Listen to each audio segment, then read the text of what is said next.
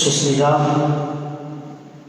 பவுலின் இரண்டு திருப்பதியாகவும் பிறந்த நாள் கொண்டாடும் ஜோசுவா ஜோனேஸ்வரியன் மற்றும் ஜொஹானா நன்றி திருப்பதியாக சலைத்தந்தையின் குடும்பத்தினர் சுரேஷ் ஜோயல் ஃப்ளாரன்ஸ் நன்றி திருப்பதியாகவும் தங்களுடைய கருத்துக்களுக்காக சிந்தியா ஜெசி ஷீபா மற்றும் அமலரசி இறைவனை மறித்த மதுரைமுத்து அந்தோனியம்மாள் மரியதாஸ் நேசன் ஜான் டேவிட் இந்த ஆன்மாக்களுக்காகவும் இந்த புனித பலி ஒப்புக் கொடுக்கப்படுகிறது.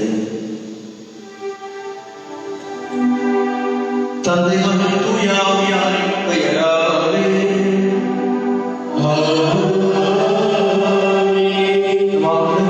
இயேசு கிறிஸ்துவின் அருளும் கடவுளின் அன்பும் தூய ஆவியாரின் அன்பும் உங்கள் அனைவரோடும் இருப்பதாக.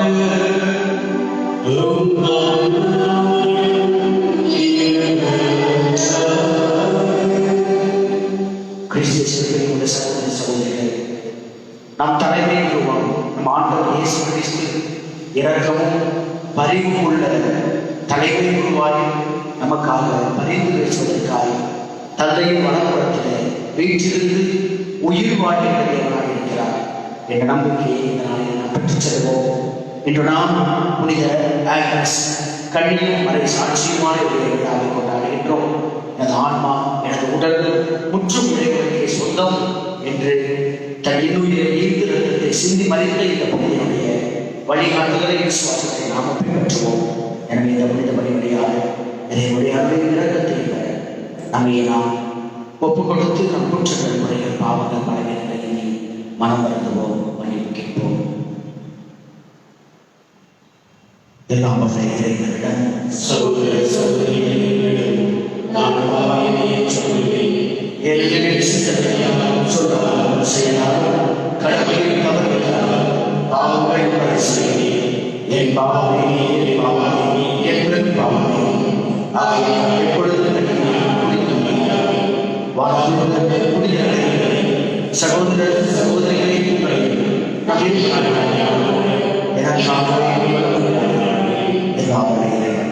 நம்மை இறங்க வைத்து நம் பாவங்களை மன்னித்து நம்மை நிலைவாழ்விற்கு அழைத்துச் செல்வாராக.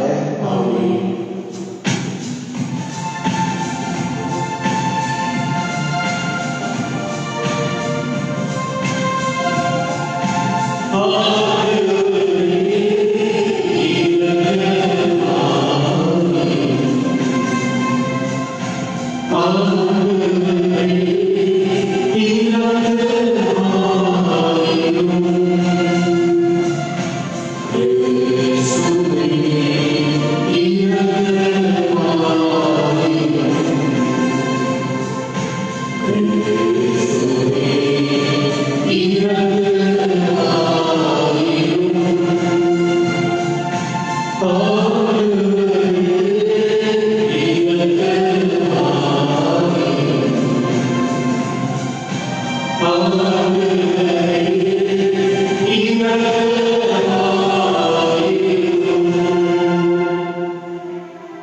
மன்றாடுவோமாக.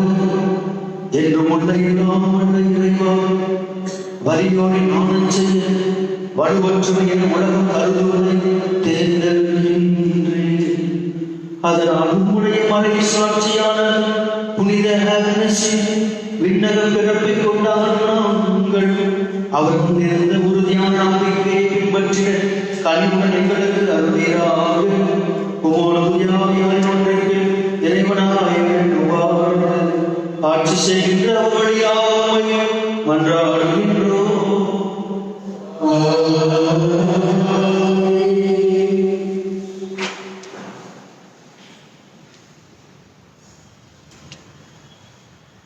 இயேசு தம்மை தாமே ஒப்புக் கொடுத்து எக்காலத்திற்குமே வழியை நிறைவேற்றினார். எபிரேயருக்கு எழுதப்பட்ட திருமுகத்திலிருந்து வாசகம். சகோதர சகோதரிகளே, இயேசு தம் வழியாக கடவுளிடம் வருபவரை அவர் முற்றும் மீட்க வல்லவராயிருக்கிறார். அவர்களுக்காக மறைந்து பேசுவதற்கு என என்றுமே உயிர் வாழ்கின்றார். இத்தகைய தகுதியுமே நமக்கு ஏற்றவராகிறார். இவர் தூயவர், தவறவர், மாசற்றவர், பாவிகளிடமிருந்து பிரித்தெடுக்கப்பட்டு வானத்திற்கு மேலாக உயர்த்தப்பட்டவர். ஏனைய தலைமைகள் செய்வது போல முதலில் நம்முடைய பாவங்களுக்காகவும் பின்னர் மக்களுடைய பாவங்களுக்காகவும் இவர் நாட்டோரும் பலி செலுத்த தேவையில்லை. ஏனெனில் தம்மை தாமே வழியாக செலுத்தி இதை ஒரே ஒரு முறைக்குள் செய்து முடித்தார். திருச்சட்டப்படி வரும் மனிதர்கள் குருக்களாக ஏற்படுத்தப்படுகிறார்கள். ஆனால் அத்திருச்சட்டத்திற்கு பின்னர் ஆணையில் கூறப்பட்ட வாக்கின் மூலம் என்றென்றும் நிறைவுள்ளவான மகனை குருவாக ஏற்படுத்துகிறார். இத்தகைய தலைவருக்கு நமக்கு வாய்த்துள்ளார் என்பதே கூறும்.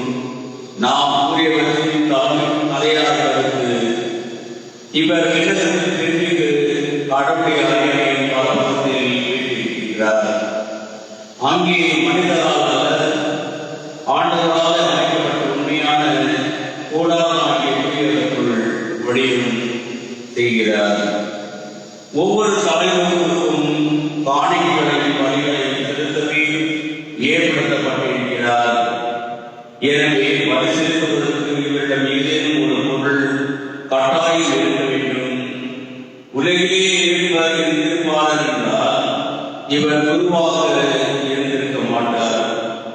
ஏனெனில் திருச்சட்டத்தின்படி காணிக்கைகளை செலுத்த ஏற்கனவே இந்த குருமார்கள் இருக்கிறார்கள். இவர்கள் வழிபடும் இடம் விண்ணக கூடாரத்தின் சாயலும் எழுமே. மோசே கூடாரத்தை அமைத்துக் கொண்டு மலையிலிருந்து காண்பிக்கப்பட்ட முறைப்படி நீ இவற்றை எல்லாம் செய்யுமாறு கவனித்துக் கொண்டிருந்து கடவுள் பணித்தது இதை சுட்டுக்காட்டுகின்றது.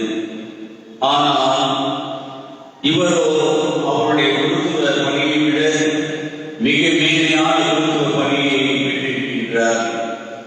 ஏனெனில் சீரிய வாக்குறுதிகளின் அடிப்படையில் செயல்பட்டு இவரை இணைப்பாளராக கொண்டிருக்கும் உடன்படிக்கை முந்தைய உடன்படிக்கை விட சிறப்பு மிக்கது. இது ஆண்டவர் வழங்கும் அருள்வாக்கு. பின்வரும் பதிவுரை. என் கடவுளே, உமது திருவுளம் நிறைவேற்ற வருகிறேன். என் கடவுளே, உமது திருவுளம் நிறைவேற்ற வருகிறேன். பலியின் காணிக்கையும் நீர் விரும்பவில்லை. எரிபலையும் பாவம் போக்கும் பலியையும் நீர் கேட்கவில்லை. ஆனால் என் செவிகள் எதிர்ப்படி செய்தி. எனவே இங்கு வருகிறேன். என் கடவுளே, உமது திருவுளம் நிறைவேற்ற வருகிறேன். என்னை குறித்து திருநூல் சுருளில் எழுதப்பட்டுள்ளது. என் கடவுளே, உமது திருவுளம் நிறைவேற்றுவதில் நான் மகிழ்ச்சி அடைகின்றேன். உமது திருச்சட்டம் என் உள்ளத்தில் இருக்கின்றது என்றேன் நான் பதில். என் கடவுளே, உமது திருவுளம் நிறைவேற்ற வருகிறேன். என் நீதியை நிலைநாட்டிய நற்செய்தியை மாபெரும் சபையில் அறிவித்தேன். நான் வாய் மூடிக்கொண்டு இருக்கவில்லை. என் கடவுளே, உமது நிறைவேற்றுகிறேன். உம்மை ஈடுவோர் அனைவரும் உம்மில் மகிழ்ந்து கரைபுரட்டும். நீர் அருள் மீட்பும் மீட்பில் நாட்டம் கொள்வோர் ஆண்டவர் என்பதை பெரியவர்களுக்கு இப்பொழுதும் சொல்லட்டும். என் கடவுளே, உமது நிறைவேற்றுகிறேன். அல்லேலூயா, அல்லேலூயா, அல்லேலூயா, அல்லேலூயா.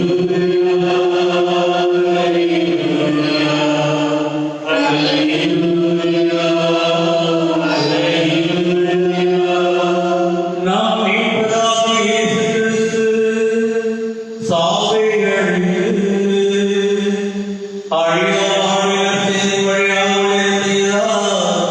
அல்லேலூயா.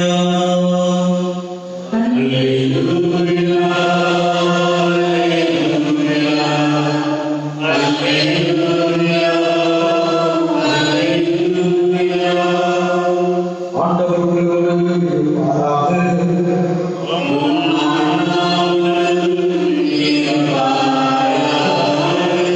புனிதமானவருடைய சிந்தனை செய்திகளில் வாசகம்.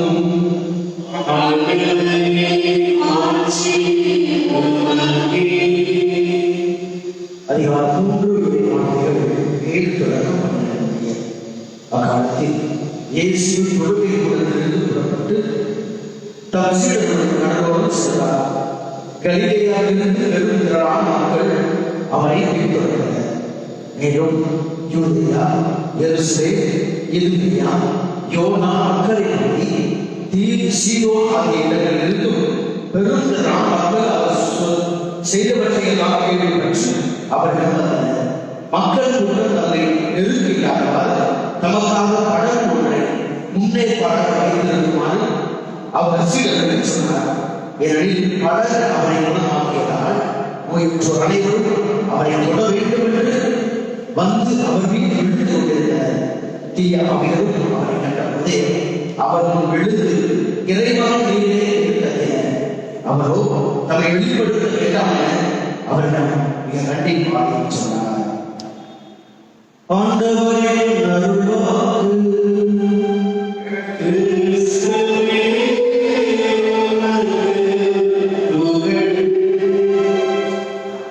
Praise God. Praise God. Praise God. இயேசுவே புகழ். இயேசுவே நன்றி. இயேசுவே மகிமை. இயேசுவே ஆராதனை. ஹalleluya. ஹalleluya. ஹalleluya. மகிமை வாழ்க. மகிமை வாழ்க. கிறிஸ்து இயேசுவின் சகோதர சகோதரிகளே, ஆண்டவருடைய வார்த்தை உயிருள்ள வார்த்தை. அது சுகம் தருகின்ற வார்த்தை. அந்த வார்த்தையை கேட்டு நம்பி விசுவசித்தவர்கள் சுகம் பெற்றுக் கொண்டார்கள்.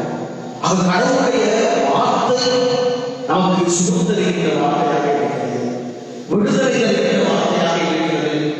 இந்த வார்த்தையை நாம் கேட்டு விசுவசித்து அதை நம்புகின்ற பொழுதுதான் அது நமக்குள்ளே அந்த வார்த்தையில் இருக்கின்ற அந்த வல்லமை, அந்த அபிஷேகத்தை, அந்த சுகத்தை, அந்த விடுதலையை நாம் பெற்றுக்கொள்ள முடியும்.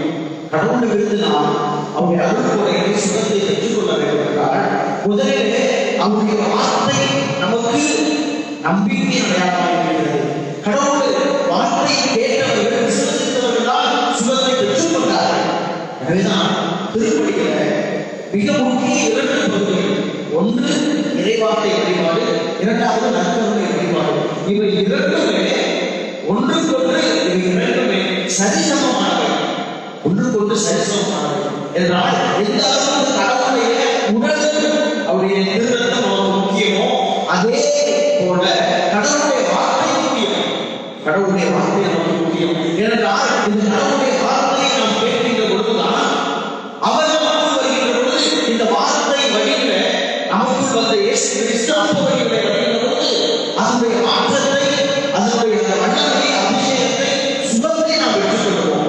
இயேசு கிறிஸ்துடைய பிரசன்னம் மட்டும் மக்களுக்கு அன்று சுகம் தரவில்லை. அவருடைய வார்த்தை, அவருடைய வார்த்தையை கேட்பதற்காக மக்கள் கோடான கோடி மக்கள் அவரை தேடி வந்தார்கள், அவரை நெருங்கி கொண்டு வந்தார்கள். அவருடைய வார்த்தை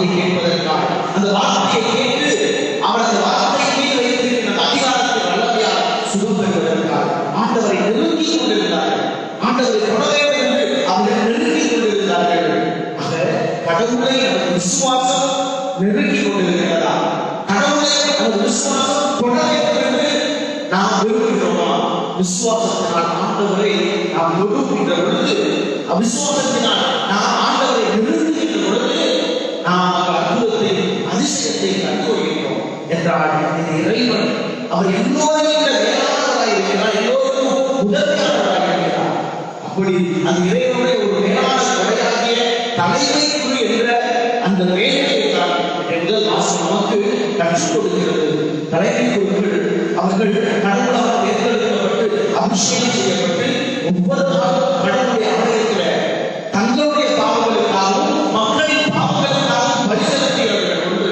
இரண்டாவதாக அவர்கள் தூயகத்திற்குள் நுழையக்கூடிய அந்த அதிகாரத்தை பெற்றிருப்போம். அவர்கள் மட்டும்தான் தூயகத்திற்குள் நுழைய முடியும், அது தூயகத்திற்குள் நுழைய முடியாது. ஆக ஒவ்வொரு நாளும் கடவுள்கள் பரிசெலுத்துகின்ற அந்த தலைமை குருவாய் ஆண்டவர் இயேசு இருக்கிறார். ஆனால் அவர்களை போன்ற தலைமை குரு அல்ல. என்றால் அந்த தலைமை குருக்கள் பலவீனமானவர்கள் என்றால் அவர்களுக்காக பலி ஒப்புக் கொடுக்க வேண்டும். இரண்டாவதாக அவர்கள் அழிவுக்குரியவர்கள். எல்லா தலைமை குருக்களும் அழிவுக்குரியவர்கள், சாவுக்குரியவர்கள். மூன்றாவதாக அவர்களுடைய அந்த பணி என்பது மனித கையால் கட்டப்பட்ட ஆலயத்திற்குரிய அந்த இடத்திலே ஆலயத்திலே பணி செய்து கொண்டிருந்தார்கள். ஆனால் இயேசு என்ற தலைமை குரு அவர் என்னென்ன காரியங்கள், என்னென்ன அதிசயங்களை பெற்றிருக்கிறார் என்று வாசகரை வாசிக்கிறோம். ஒன்று, அவர் தூயவர். இரண்டாவதாக அவர் கபடற்றவர். மூன்றாவதாக அவர் மாசற்றவர். நான்காவதாக பாவிகளிடமிருந்து அவர் பிரித்தெடுக்கப்பட்டவர். ஐந்தாவதாக மாணவர்களுக்கு மேலே அவர் உயர்த்தப்பட்ட தேவராக இருக்கிறார். ஆறாவதாக ஏனைய தலைமை குருக்களை போல அல்லாமல் அவர் தம்மையே வழியாக ஒப்புக் கொடுத்தார். எந்த தலைமைக்கும் தன்னை வழியாக ஒப்புக் கொடுப்பதில்லை, மாறாக செல்வத்தை ஒப்புக் கொடுப்பார். ஆனால் இயேசு கிறிஸ்து என்ற தலைமை குரு தன்னையே தனது ரத்தத்தை வழியாக ஒப்புக் கொடுத்தார், தனது உடலை வழியாக ஒப்புக் கொடுத்தார். அந்த தன்மையை ஒப்புக் கொடுக்கிற தேவன் அந்த ஒப்புக் கொடுத்தலை மீண்டும் மீண்டும் செய்யவில்லை, ஒரே வழியாக அவர் செய்தார். தலைமை குருக்கள் ஒவ்வொரு முறையும் ஒவ்வொரு நாளும் இந்த வழியை ஒப்புக் கொடுத்துக் கொண்டே இருக்கிறார். ஆண்டவர் இயேசு கிறிஸ்து என்ற தலைமை குரு ஒரே ஒரு முறை நம் பாவங்களுக்காய் தன்னையே கையளித்தார். அவர் இறைவனால் உண்டாக்கப்பட்ட அந்த விண்ணக மகிமையிலே மாட்சியிலே நீங்கள் நானும் பங்கு வர வேண்டும் என்பதற்காக அவர் தன்னை வலப்பக்கத்திலே அமர்ந்திருக்கிறார். இரக்கமுள்ள இறைவனாக, மன்னிப்பு இறைவனாக, அருளுள்ளவராக, மக்களின் கருத்தை உள்ளவராக, பணிவுள்ளவராக அவர் இருக்கிறார். அத்தகைய தலைமை குரு கடவுள் அவரை நமக்காக அனுப்பியிருக்கிறார். எனவே இந்த தலைமை குரு அவர் என்ன செய்து கொண்டிருக்கிறார்? அவர் தன்னை நமக்காக பரிந்துரை செய்து கொண்டிருக்கிறார். இயேசு நமக்காக ஜெபித்துக் கொண்டிருக்கிறார். எத்தகைய மகிமை! இயேசு எனக்காக ஜெபிக்கிறார். நான் யாரெல்லாம் ஜெபிக்க சொல்கிறேன், ஆனால் இயேசுவே எனக்காக ஜெபி என்று நான் சொல்லியிருக்கிறோமா? 12 இருப்பதில்லை. இயேசுவிடம் நாம் ஜெபிக்கிறோம், ஆனால் நாம் அவரிடம் ஜெபிக்கிறோம். அவர் நமக்காக ஜெபித்துக் கொண்டிருக்கிறார். தந்தையிலே அந்த விண்ணக தந்தையினுடைய பரிந்துரை, அந்த தந்தையிடம் நாம் வைக்கிற பரிந்துரை உண்டாக்குங்கள். அவர் இரக்கமாய், மன்னிப்பாய், விடுதலையாய், வாழ்வாய், சுகமாய் நம்மை தேடி வருகிறது. எனவே இறை வார்த்தையை நம்பிக்கை வைப்போம். இரண்டாவதாக இறைவனுடைய அருளை பெற்றுக்கொள்ள தகுதியற்ற நம்மை தகுதியுள்ளவரை மாற்றிக்கொள்ள விசுவாசத்தினால் இறைவனை நாம் அணுகுவோம். அந்த விசுவாசம் நமக்கு விடுதலையை தரட்டும், சுகத்தை தரட்டும், வாழ்வை தரட்டும். இந்த விசுவாச சத்தியத்திற்காக தன் உயிரை கொடுத்தவர்தான் புனித ஆக்னஸ். கிபி 291 ஆண்டிலே அவர் பிறக்கிறார். அழகான ஒரு குழந்தை, அழகான குழந்தை. எனவே அவர்கள் எல்லோருக்கும் ஆசை வருகிறது. ஆனால் அதை அறிந்த அவர், எனது உடலும் எனது உள்ளமும் எனது வாழ்வும் கடவுளுக்கு சொந்தம், இயேசுவுக்கு சொந்தம். நான் உலக மனிதருக்கு அல்ல, என் அழகோ அல்லது என் உடலோ எனது ஆன்மாவோ உலக மனிதருக்கு சொந்தம் அல்ல என்று சிறு வயதிலே தன்னை அர்ப்பணிக்கிறார். எனவே அவர் கிறிஸ்துவின் விசுவாசத்தை கண்ட உறவினர் அவரை சிறைபிடிக்கிறார். கிறிஸ்தவர்கள் எல்லோரையும் சிறைபிடிக்கின்ற பொழுது இவரும் சிறைபிடிக்கிறார். எவ்வளவு 13 வயது 13 வயது சிறுமி இயேசுவின் விசுவாசத்தை நம்பிக்கையை நான் கைவிட மாட்டேன், அவருக்காக என்னை அர்ப்பணிக்க தயார் என்று உறுதியுடன் அரசுக்கு முன்பாக அரசு எதிர்த்து அந்த படையை எதிர்த்து சாட்சியாக இருக்கிறார். எனவே அவரை குதிரைகளை கட்டி ரோமை வீட்டில் இழுத்து செல்கிறார்கள். அப்பொழுது அதை நிர்வாகமாய் மாறிவிடுகிறார். ஆனால் அந்த நிலையில் கூட அங்கிருந்த தலைவர்கள் அந்த அவருடைய உடலை நீக்க வேண்டும், அந்த உடலை நிச்சயமாக அவர்கள் நெருக்க வேண்டும் என்று நினைக்கின்ற வேலையிலே அவர் அருகில் செல்கிறார்கள். ஆனால் அவர்கள் கண்கள் எல்லாம் கூறுவதை மாறுகிறது. அவரை உடல் நினைத்தவர்கள் அவருடைய அந்த அறையுடைய உடலை பார்க்க முடிந்தவர்கள் கண்கள் எல்லாம் கூறாகி விடுகிறது.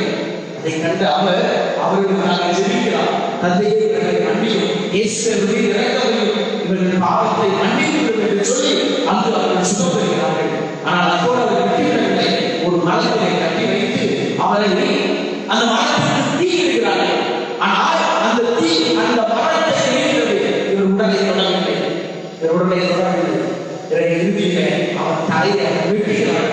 அவரை வெட்டி அவர் இடத்திற்கு அவர் காணிக்கையாக ஒப்புக் கொடுக்கிறார். 13 வயது அத்தகைய விசுவாசம் எனது உடலும் எனது உள்ளமும் எனது உயிரும் ஆண்டவருக்கே சொந்தம் என்று வாழ்ந்த அந்த உரிமையை போல நாம் நமது உடல் உள்ள ஆன்மாவை இறைவனுக்கு சொந்தமாக்குவோம். அப்பொழுது இறை ஆசிரியர் என்று நாமும் இறைவனுக்கு சாட்சியாக வாழ்வோம். ஆமென்.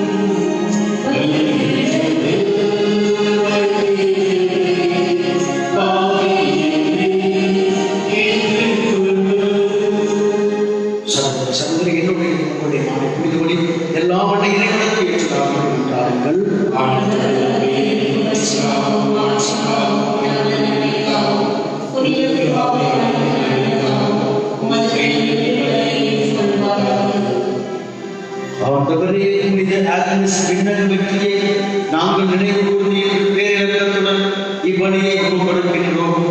அதனால் மறுபெரும் செயல்களை இறங்கிடவும் அப்புனிதரின் ஆட்சிக்கு பரிந்துரையை பெற்று மகிழவும் எங்களுக்கு அருமையாக எங்களானவராக விசுவடியாகவும் மன்றாடுகின்றோம்.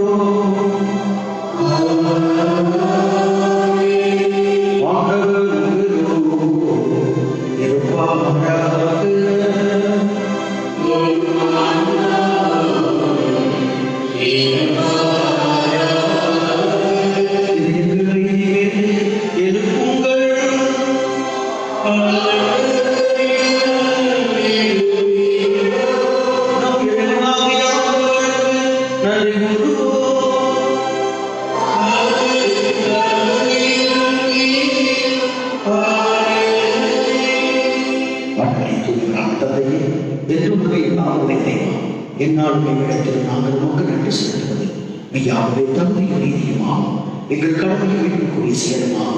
ஏனெனில் மறைசாட்சியான புனித ஆக்னஸ் உமது பெயரை அறிக்கையிட்டு கிறிஸ்துவை பின்பற்றி இரத்தம் சிந்தி மாண்புமிக்க அரும்பெரும் செயல்களை உலகிலேயே காட்டுகின்றார்.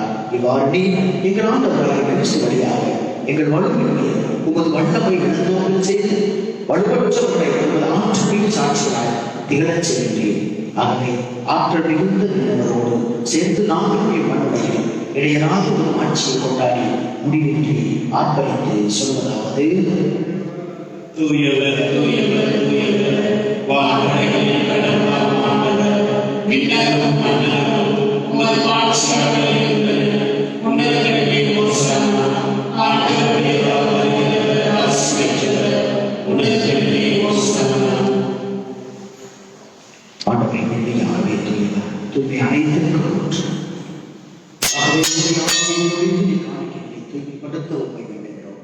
இவ்வாறு ஆண்டவர் இயேசு கிறிஸ்துவின் உடலும் இரத்தமுமாக எங்களுக்கு இவை மார்பனவாக அவர் பாடுபட உடன்படிந்து தம்மை கையளித்த போது அப்பத்தை எடுத்து நடு செலுத்தி அதை பெற்று தம் சீடர்களுக்கு அளித்து அவர் கூறியதாவது: அனைவரும் இதிலிருந்து வென்று உணவுகள்,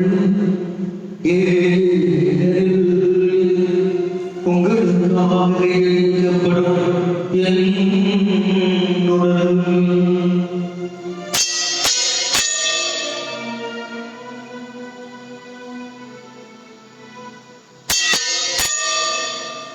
அவனுமே கிணற்றில் எடுத்து வேண்டும் தம் சீடர்களுக்கு அளித்தார். கூறியதாவது: அனைவரும் இதிலிருந்து வென்று பாருங்கள். புதிய நிலையான உடன்படிக்கைக்கு உரிய என் இரத்தத்தின் கிண்ணம். இது பாவ மன்னிப்புக்கென்று உங்களுக்காகவும் பலருக்காகவும் சிந்தப்படும். இதை என் நினைவாக செய்யுங்கள்.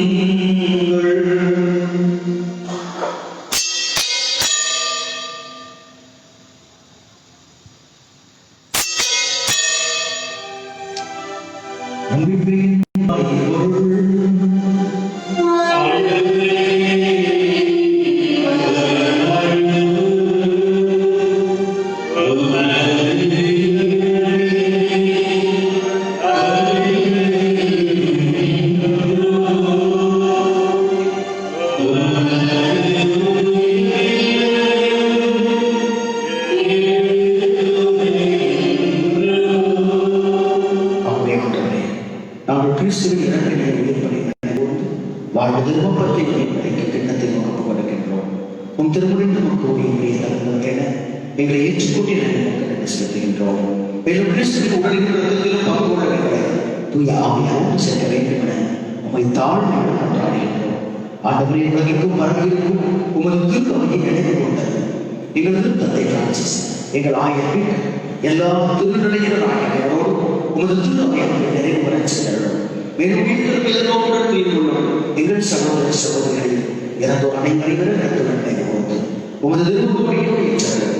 எங்கள் அனைவர் மீதும் இரக்கமாயும் கடவுளின் கண்டித்தாயும் எங்கள் தாயும் பாதுகாவலியுமான புனித மரியா, எங்கள் ஆரோக்கிய தாய், உடைய கணவரான புனித யோசேப்பு, புனித திருத்தூதர்கள், இவ்வுலகில் உகந்தவராய் இருந்த புனிதர்கள், இன்று நாம் நடிப்போர் புனித ஆக்னஸ் மற்றும் புனித அனைவருடனும் நாங்கள் என்னை வாழ்வில் பங்குள்ள தகுதி பெற்று உன் திருத்தம் இயேசு கிறிஸ்து வழியாக உம்மை புகழ்ந்தேற்று வரவர உண்மை கொண்டாடுகின்றோம்.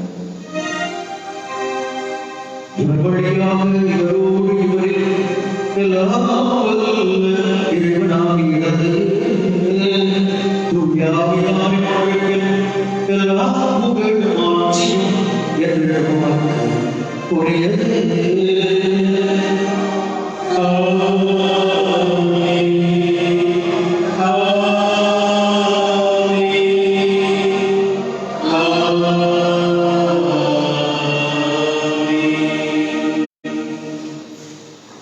வீடுகளின் கட்டளையாக பிரிக்கப்பட்டு இறைவழிப்படையால் பயிற்சி பெற்று நாம் துணிந்து சொல்வோம்.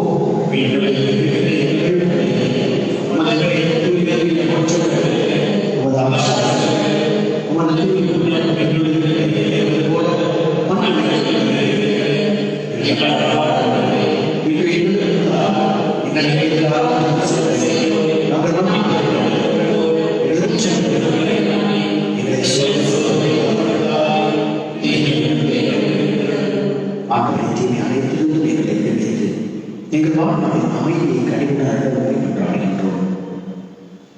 உமது இரக்கத்தினுடைய பாவத்திலிருந்து எப்போது விடுதலை பெற்று யார் கலக்கமும் நடனமின்றி யார் பயமின்றி நலமாயிருப்போமாக. நாங்கள் எதிர்நோக்கி இருக்கும் நேரத்துக்காகவும் விழிப்புணர்வு இயேசு கிறிஸ்து வருகைக்காகவும் காத்திருக்கின்றோம். ஆண்டவரே, இயேசு கிறிஸ்துவே அமைதியை உங்களுக்கு விட்டுச்செல்கிறேன், என் அமைதியை உங்களுக்கு அளிக்கிறேன் என்று உன் திருத்துதலுக்கு கொடுக்கிறேன் என்று குற்றத்தை பாருங்கள்.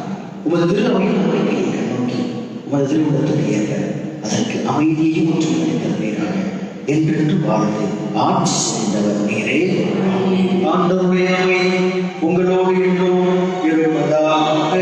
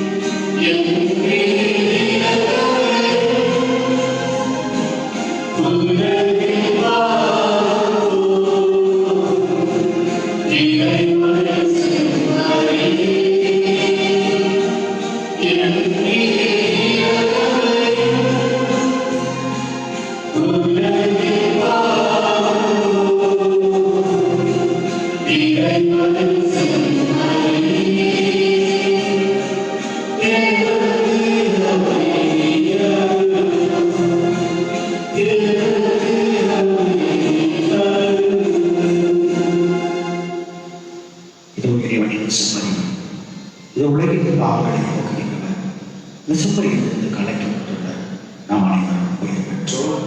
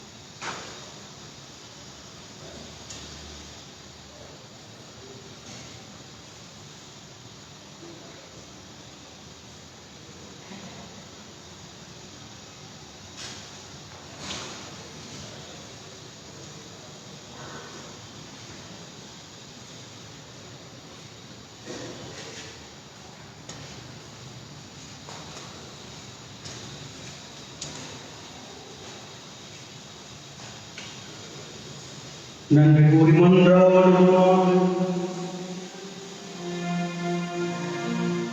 ஆண்டவரே, புனித ஆக்னஸின் நினைவு விழாவை கொண்டாடி இத்திருவிழத்தில் பங்கு கொண்டதாம் என்றென்றும் உள்ள மகிழ்ச்சி வைத்திருக்கும் நாங்கள் உமை பணிவுடன் வேண்டுகின்றோம்.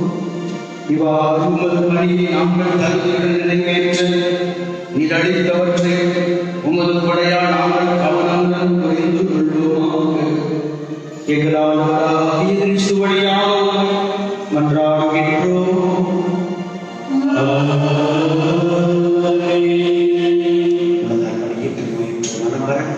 சிறப்பாக நாம் நம்பிக்கையோடு விசுவாசத்தோடு மன்றாடுவோம். ஆண்டவரே,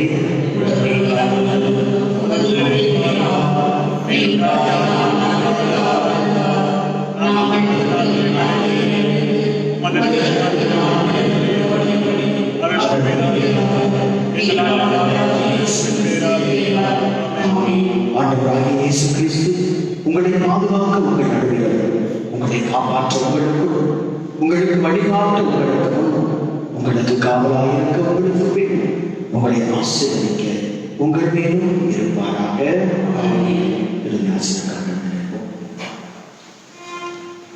ஆண்டவர் உங்களோடு இருப்பாராக.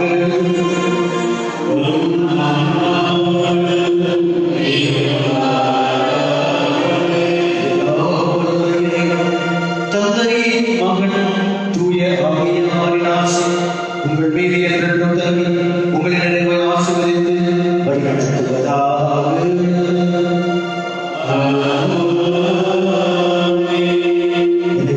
அன்பிலும் அன்றையின் ஆசிரியரும் புனித ஆக்னஸுடைய பரிந்துரையில் வாழ சென்று வாழுங்கள். திருப்பணினம் வாழ்வில் தொடரட்டும்.